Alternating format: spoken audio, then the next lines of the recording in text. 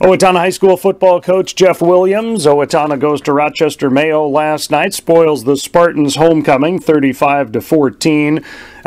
Beautiful night for football, a pretty amazing fireworks show afterward, but big plays on offense and defense and special teams for the Huskies last night, Jeff. Yeah, there were some big plays, and we went in knowing that it was probably going to be fairly tough sledding in the run game. They're pretty athletic and pretty big up front, and we knew that we were going to have to do some things up front to slow down their running game. That's kind of where they like to live and die. And both teams got some big passes for touchdowns and some big returns on kickoffs and that sort of thing. So that's kind of where the game ultimately turned.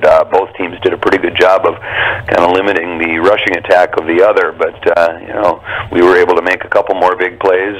Brandon Moan had a real nice kickoff return to set up a touchdown, and then we were able to get big passes to Budak and Westfall for touchdowns, and that gave us a little bit of breathing room.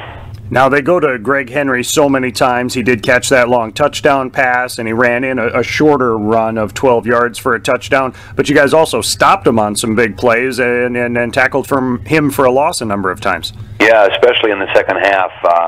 We really limited his effectiveness. I think he ended up with 63 yards for the game. So we felt really, really good about that. But it was very critical in the second half. They drove down inside of our 28-yard line a couple of times, and we ultimately got some stops and then got a big stop late in the game with a 2-score lead. They decided to go for it on 4th and 12 and got another stop there, which set up our last touchdown to kind of ice the game. So the defense really did a nice job, particularly in the second half, of stepping up and limiting some of Mayo's big play opportunities, making them go for it on 4th and 2 and 3, and then, like you say, they'd run Henry, and we were able to tackle him for a loss or get a sack, and the defense just really came up big. That was a critical aspect of the game.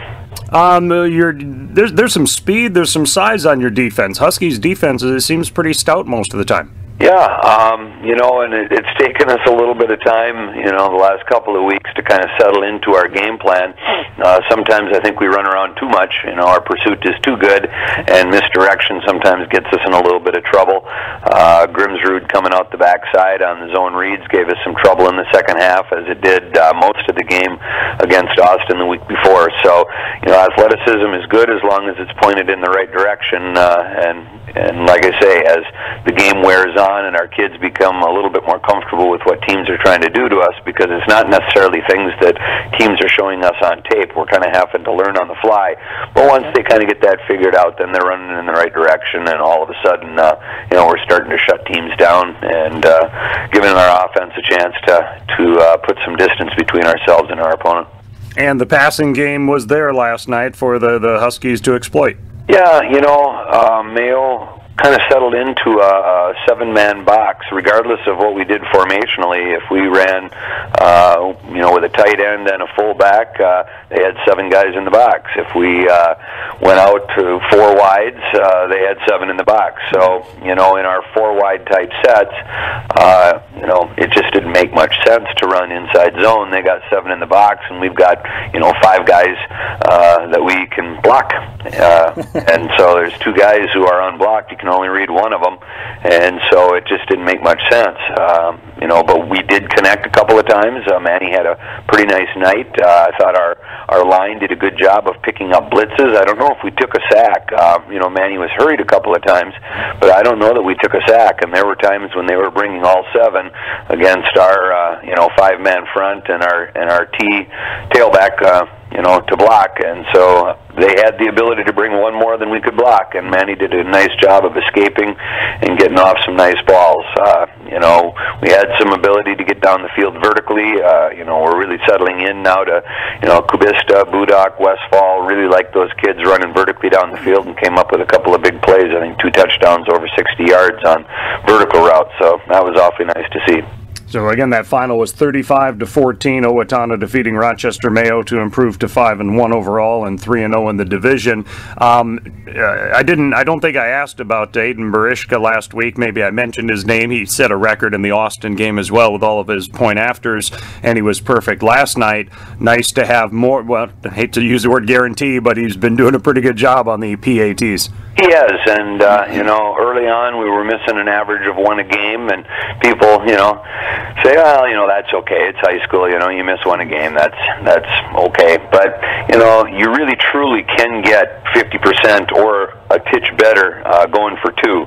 So unless you're hitting 90 to 100% of your PATs, it probably makes more sense to go for two. So it's been nice. Our snaps have been good. Our holds have been good. Berishka's getting the ball up quickly. He's been pretty true, and that's been nice to be able to get that point each time. The kickoffs we've got to do some work with. The kickoff cover team right now is our weakest special team. We gave up too many big returns last night. We gave Mayo too many good series starting field position locations, and that's something that's got to be shorn up. And some of it's on Aiden, some of it's on the cover guys, and some of it's probably on the schemes, and that will be a point of emphasis because it's very disheartening when you score a touchdown, put 7 more points on the board, and then all of a sudden the team is given the ball in midfield or our own 40-yard line, and then our defense is asked to step up and make big plays in 4-down territory. And thankfully our defense came up stout last night, but Mayo had the ball in 4-down territory too early, too many times on too many drives, and they're too good a team, to limit in that situation. So we're going to have to get better in that regard. Homecoming is next week. It'll be New Prague on Friday night. Some thoughts on the week and the team? Well, homecoming is obviously a pretty special time.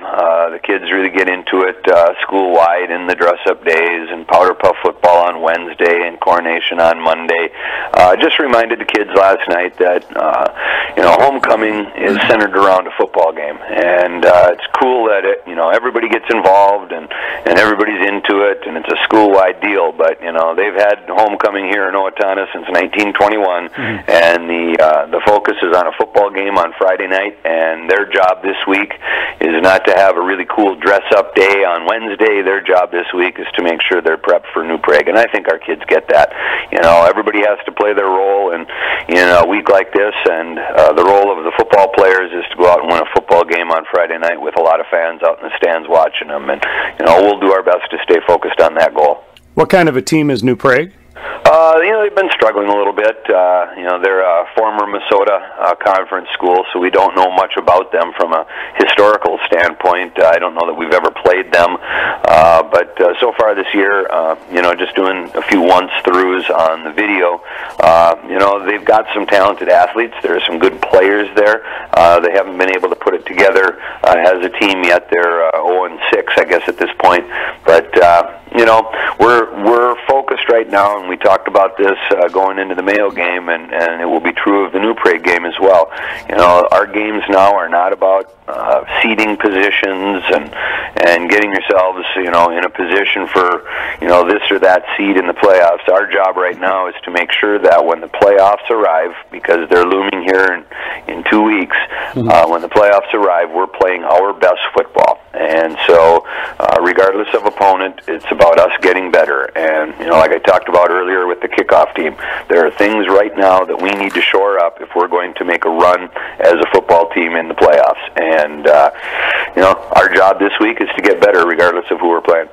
I got your note this week about the sack cancer, which is going to be at the game on the 9th of October. But before the 2nd of October, before that homecoming game, people can order or purchase T-shirts? Yeah, there's a T-shirt that will be available for order if any of the parents or any of the fans stop by any of the offices of any of our buildings. Going right into the main office at Lincoln Elementary or Washington Elementary when you drop your kids off for school, and you can order a T-shirt, and the proceeds from the T-shirt sales will also go to our sack cancer event. And this year what we're going to do is keep all of our proceeds local. So one half of the proceeds will go to Relay for Life, and the other half will go to From the Heart. Both are great organizations that do a lot of patient support for people with cancer in Steele County, and we just thought it really made sense to do what we could to keep that money local. And both of those organizations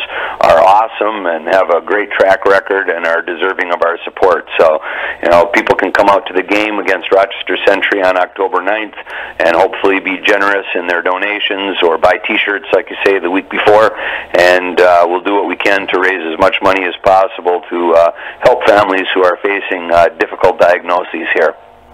And I wanted to ask quickly about a couple of former Owatonna High School players, graduates that have gone on to play college football and have won some awards recently. Carter McCauley was a Special Teams Player of the Week at Winona State, and Mason Bloomquist was on a D3 Football Team of the Week after he had a big week. This goes back a couple of games for St. Scholastica. So kind of a couple of cool things there. It's really neat. It's great to see our kids playing at the next level. Obviously both of those kids had outstanding high school careers here. Both of them played in the Metrodome, or all-conference type players for us, and so it shouldn't be any great surprise that they're having success at the next level. But it's really great to see. Mason, as a junior up at Scholastica, and multiple sacks and interceptions and scoop and scores for touchdowns. And he was a kid that in high school was kind of a lean, wiry kid, and I remember Coach Ochterkirk saying halfway through his sophomore year, you just watch this Mason Bloomquist. He's going to be the real deal before all is said and done. And looking at the kid at the time, it's like, I really don't see that, Coach, but I'm sure you've got some experience, and sure enough, he ended up having a phenomenal career for us here, and is a 2-year starter at Scholastica. And Carter, he's just been really dedicated to the kicking game. He kicked all summer. He was out at the fields.